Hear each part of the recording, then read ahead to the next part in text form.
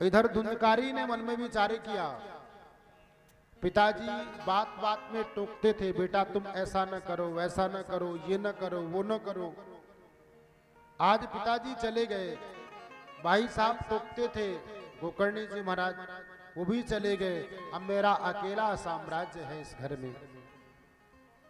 सूत जी महाराज शौनकादिक ऋषियों से निवेदन करते हैं कि वो धुंधकारी और स्वतंत्र हो गया। रात रात भर मस्तिष्क पर काली पट्टी बांधे जगह जगह चोरी करने लगा, डकैती डालने लगा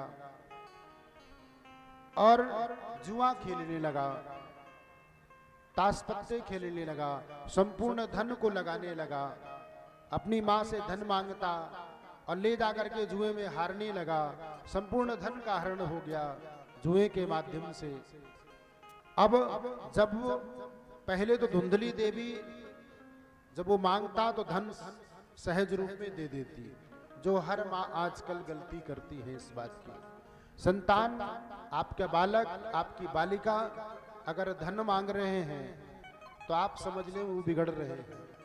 उनको जिस वस्तु की आवश्यकता है वो आप प्रदान करिए, आप उनको धन उपलब्ध न कराइए। आज वही भूल धुंधली देवी ने किया। जब धुंधकारी मांगता तो यही सोचती कि बेटा तुम्हारा ही है, ले जाओ, इकलौते वारिस हो, तुम्हारा ही सब कुछ है, ले जाओ।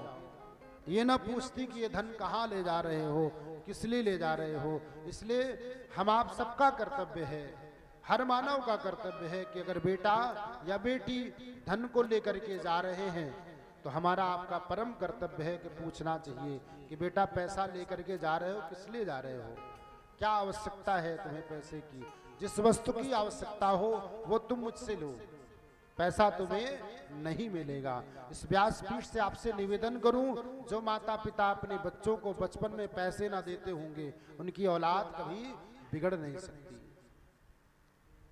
उनको वस्तु उपलब्ध कराइए, जो उनको चाहिए आप उपलब्ध कराइए, लेकिन द्रव्य उनको उनके हाथों में मत दीजिए। भाई किसी को पैसा प्राप्त होगा वो वही वस्तु खरीदेगा या लेगा जो उसके मन में भाएगा, जो उसको अच्छा लगेगा। और बालक बच्चे क्या जाने अच्छा क्या है बुरा क्या है, छोटे बालक हैं, अभी तो उनके अंदर इतनी समझ है नहीं। तो आज धुंधली देवी सहज द्रव्य को दे देती, पर धीरे धीरे सारा धन खजाना खाली होने लगा। धुंधली ने मन में विचार किया, एक दिन रोका कि बेटा मैं मना नहीं करती, ये संपूर्ण धन तुम्हारा है, तुम ले जाओ, लेकिन ये ले जा करके करते क्या हो।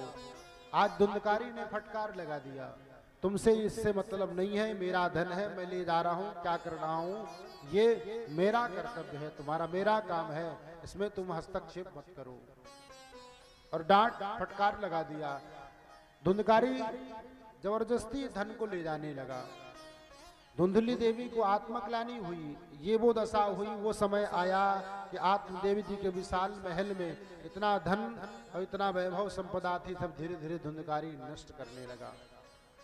आज धुंधली देवी के मन में ग्लानि हुई कि बेटा तुम संपूर्ण धन को ले जाकर के और नष्ट कर देते हो, आज मैं तुम्हें नहीं ले जाने दूंगी। अपनी मां के केसों को पकड़ करके धुंधकारी ने 2-4 डंडे लगाया और धन लेकर के छुड़ा करके लेके चला गया। आज धुंधली देवी के मन में आत्मग्लानि हुई कि हे विधाता, जब मानव कितना भी नास्तिक हो, मानव कितना भी नासमझ हो, पर जब उसके सामने विषम परिस्थिति आती है तो उसकी नास्तिकता भी दूर हो जाती है और उसकी मूर्खता भी दूर हो जाती है। आज वही हुआ, धुंधली देवी की जो अज्ञानता है वो का जो कपाट है वो खुल गया। धुंधली ने मन में विचार किया कि मैं बचपन से अगर अंकुश लगाती तो शायद आज मेरा बेटा ये स्थिति को प्राप्त नहीं होता, लेकिन अब पछताए क्या होते हैं जब चिड़िया चुग गई खेत। अब तो समय जा चुका है।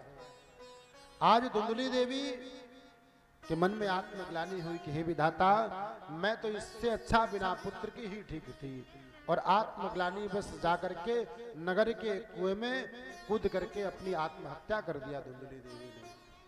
इस पुत्र से मैं बिना पुत्र के ही ठीक।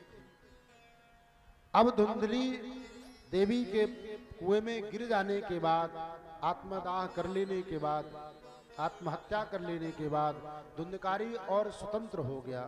5-5 वेश्याओं को ला करके रख लिया धुंधकारी अपने उस विशाल महल में। वेश्याओं को चाहिए धन, और वो वेश्या संपूर्ण धन का हरण करने लगी। धुंधकारी को बार बार प्रेरित करने लगी कि और धन लेकर के आओ, चोरी करने लगी। एक दिन धुंधकारी वेश्याओं को खुश करने के लिए राजा के यहाँ चोरी किया। उसने संपूर्ण धन को चुरा करके राजकोष से निकाल करके चोरी करके और ला करके वेश्याओं को दिया।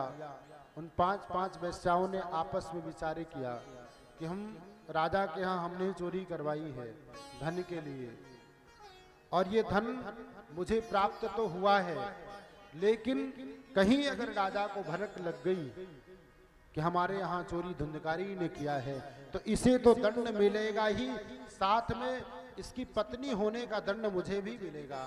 इसलिए पांचों ने आपस में विचार किया, संपूर्ण धन को एकत्रित करके एक पोटली में बांधा, और बांध करके मन में विचार किया कि यहाँ से निकल लेते हैं। लेकिन एक ने कहा कि बहन, इसको अगर छोड़ करके जाएंगे तो ये या तो लोगों से बता देगा या खुद पीछा करके हम लोगों को मार देगा, इसलिए इसको यहीं समाप्त करके चलेंगे। भैया तेज कर दो। बोले भक्तवत्सल भगवान की। आज धुंधली देवी ने जब आत्महत्या कर लिया, इधर 5-5 वेश्याओं ने संपूर्ण धन को लेकर के, और धुंधकारी के लिए मन में विचार किया, मन में विचार ये किया कि इसको यही समाप्त करना है, अन्यथा ये बता सकता है और हमको दंडित कर सकता है, करवा सकता है, इसको यही समाप्त कर दो। पांचों वेश्याओं ने मिल करके और आज रात्रि में धुंधकारी को जकड़ करके रस्सी से बांध दिया है, और बांध करके धुंधकारी मन में विचार करता है कि आज जिनको मैं प्राणों से ज्यादा प्रेम करता था, आज मुझे ये रस्सी से बांध रही हैं। चिल्लाता है, चीखता है, लेकिन वेश्याओं ने धुंधकारी को नहीं बख्शा। उनको तो धन चाहिए, संपूर्ण धन को बांध करके। और धुंधकारी ने क्या किया, पांचों वेश्याओं ने क्या किया कि बांध दिया धुंधकारी को, और जलता हुआ अंगार लेकर के और विराजे। बोले भक्तवत्सल भगवान की, संत भगवान की। अब वो धुंधकारी को पांचों वेश्याओं ने जलते हुए अंगारों को लेकर के धुंधकारी के मुख में डाल दिया। धुंधकारी छटपटाता है, चिल्लाता है, लेकिन वेश्याओं ने नहीं सुना और धुंधकारी का प्राण निकल गया। और वेश्याओं ने वही गड्ढा खोद करके धुंधकारी को दफना दिया। 2-4-6 दिन तक रही और अपने आस पड़ोस में सूचना भिजवा दिया कि मेरे बता दिया प्रातः काल होते ही कि आज मेरे स्वामी पतिदेव प्रदेश को चले गए हैं। 2-4 दिन मामला ठंडा हो गया, लोगों ने ध्यान न दिया, वो पांचों वेश्याओं ने धन लिया, वो वहां से निकल गई। लेकिन इधर धुंधकारी घोर प्रेत आत्मा को प्राप्त हुआ, घोर प्रेरित बनकर के उस विशाल महल में पड़ा है।